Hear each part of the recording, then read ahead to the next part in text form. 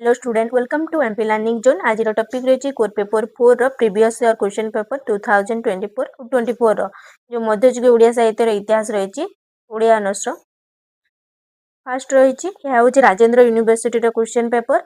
यार पीडीएफ दरकार थिले टेलीग्राम चैनल रे जॉइन होंतु, लिंक डिस्क्रिप्शन रे अछि। प्रथम क्वेश्चन कौन रही रीतिवाद रो प्रवक्ता किए? रीतिवाद रो प्रवक्ता होचंती भरत मुनि। नेक्स्ट रही अनंग रेखा काव्य किए रचना करथिले? धनंजय भंज अनंग रेखा काव्य रचना करथिले। नेक्स्ट रही निम्नोक्त केउटी उपेन्द्र भंजकर काल्पनिक काव्य? उपेन्द्र भंजकर काल्पनिक काव्य होची वैदेही विलास। छांदभूषण, सुभद्रा परिणय, लावण्यवती ये सब होची तांकर पौराणिक काव्य, किंतु वैदेही विलास होची तांकर काल्पनिक काव्य उपेन्द्र भंजकर। नेक्स्ट कौन रही नेक्स्ट क्वेश्चन होची दीनकृष्ण दासंको केउ काव्य क अक्षर आद्य नियम रे रचित? दीनकृष्ण दासंको केउ काव्यटा जेंटा कि क आद्य अक्षर से काव्य रे क ठारू आरंभ होईची प्रत्येक धाडी। रसोकल्लोल। दीनकृष्ण दासंको रसोकल्लोल काव्यटा क अक्षर आद्य नियम रे रचित होईची। तापर नेक्स्ट क्वेश्चन होची कोटि ब्रह्मांड सुंदरी काव्य केउ संस्कृत काव्यर समकक्ष बोली कहा जायते? कोटि ब्रह्मांड सुंदरी जो काव्य रची सेटा केउ संस्कृत काव्यर समकक्ष ता समय केउ काव्यटा रचित होइतला? रसोकल्लोल काव्य। कोटि ब्रह्मांड सुंदरी और रसोकल्लोल काव्यटा से रसोकल्लोल जो संस्कृत काव्य रची तार समकक्ष। नेक्स्ट क्वेश्चन रही काव्य अलंकार ग्रंथर स्रष्टा किए? काव्य अलंकार ग्रंथर स्रष्टा होचंती आचार्य दंडी। नेक्स्ट क्वेश्चन केउ रस आदि रस भाव ख्यात? श्रृंगार रस होची आदि रस बा प्रथम रस होची श्रृंगार रस। ओडिया साहित्यर प्रथम चौतीसार नाम कौन? ओडिया साहित्यर प्रथम चौतीसा होची कलसा चौतीसा। मनबोध चौतीसा नु एटा होची कलसा चौतीसा। बर्षरा दासंकर जो कलसा चौतीसा रही ताहा होची ओडिया साहित्यर प्रथम चौतीसा। ओडिया साहित्यर प्रथम चौतीसा कौन?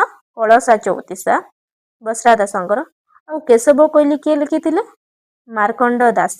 गोपाल कृष्ण नुहंती, मार्कंड दास केशव कोइली लिखिचंती। केशव कोइली किए लिखिथिले? मार्कंड दास। नेक्स्ट रही तार 2 मार्क्स क्वेश्चन। रीति शब्दर अर्थ कौन? रीति जुगर समय सीमा केउठारु केउ पर्यंत परिव्याप्त? रीति जुगर समय केउठारु केउ पर्यंत 1650 रु 1850 मध्य जो रीति जुग रही प्राग रीति जुग, मध्यकालीन रीति जुग, उत्तर रीति जुग बा जो संगीत जुग बा रही जो यार वीडियो 2 मार्क्स रही चैनल प्लेलिस्ट देखि पारबे यार आंसर गुड़िक। नेक्स्ट क्वेश्चन माने रही क्यों क्यों विषय को आधार कर रीति काव्य रही रचित होईची?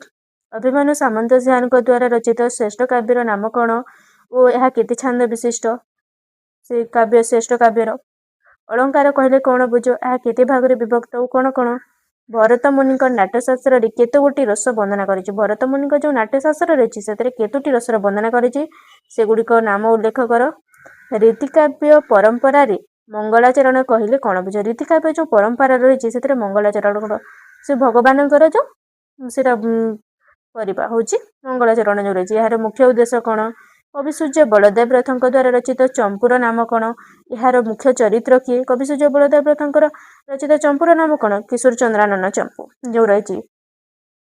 चौपदी क्या कहुए? ओडिया चौपदी प्रवक्ता किए? जनान कौन? साल बेग रचित एक जनान नाम लेख। नेक्स्ट रही part 3 5 marks question. 5 mark question रे कौन आसी? मध्ययुग ओडिया साहित्य सामाजिक पृष्ठभूमि इंपोर्टाट रही 5 मार्क्स और 8 मार्क पाए। तापर धर्मीय पृष्ठभूमि ही मध्ययुग काव्यर मुख्य विशेषता। धर्मीय पृष्ठभूमि आलोचना कर। मध्यकालीन ओडिया काव्यर आंगिक वैचित्र क्रम विषय विन्यास संपर्क में सविस्तृत आलोचना कर। मध्ययुग काव्यर जो आंगिक वैचित्र रही तार विषय विन्यास संपर्क में आसी। मध्ययुग ओडिया काव्यर छंद वैचित्र संपर्क में आसी। मध्ययुग ओडिया काव्य अवलंबन सौंदर्य चेतना आसी। रीतिजुगीय काव्यर भावदर्श संपर्क में सविशेष आलोकपात कर। भजन और जनान कौन जो रही आ मध्ययुग ओडिया काव्य तार प्रयोग संपर्क में आलोचना कर। भजन और जनान संपर्क में पार्थक्य मध्य पड़ता इंपोर्टाट रही। मध्ययुग ओडिया गीतिकाव्य परंपरा रे चंपूर भूमिका कौन निरूपण कर। चौतीसार प्रकार भेद। मध्ययुग ओडिया गद्यर परिचय प्रदान कर। जो सोमनाथ व्रत कथा रही सब चैनल प्लेलिस्ट रही देखिपार यार क्लास गुड़िक मुझे मध्ययुग ओडिया साहित्यर पृष्ठभूमि ପାର୍ଟ ଆଇଭିରେ ରହିଛି ମଧ୍ୟଯୁଗୀୟ ଓଡ଼ିଆ ସାହିତ୍ୟର ପୃଷ୍ଠଭୂମି। ଏଠାରେ ତୁମେ 4ଟି ଯେଉଁ ପୃଷ୍ଠଭୂମି ରହିଛି ସାମାଜିକ, ସାଂସ୍କୃତିକ, ଧର୍ମୀୟ ଓ ରାଜନୈତିକ ଏଥିରେ ସବୁକୁ ଲେଖିବାକୁ ହେବ। ତାପରେ ଅଳଙ୍କାର କ'ଣ? ରୀତିଯୁଗୀୟ ଓଡ଼ିଆ କାବ୍ୟ କୃତିରେ ଏହାର ସଫଳ ପ୍ରୟୋଗ ସମ୍ପର୍କରେ ବିଶଦ ବର୍ଣ୍ଣନା କର। ରସର ସଂଜ୍ଞା ଓ ତାର ପ୍ରକାରଭେଦ ସମ୍ପର୍କରେ ଆସିଛି। ରସ ଆଉ ତାର ପ୍ରକାରଭେଦ ଇମ୍ପୋର୍ଟାଣ୍ଟ ରହିଛି। ମଧ୍ୟଯୁଗୀୟ ଓଡ଼ିଆ ଗୀତିକାବ୍ୟ ଆଧାରରେ କୋଇଲିର ସ୍ୱରୂପ ଆକଳନ କର।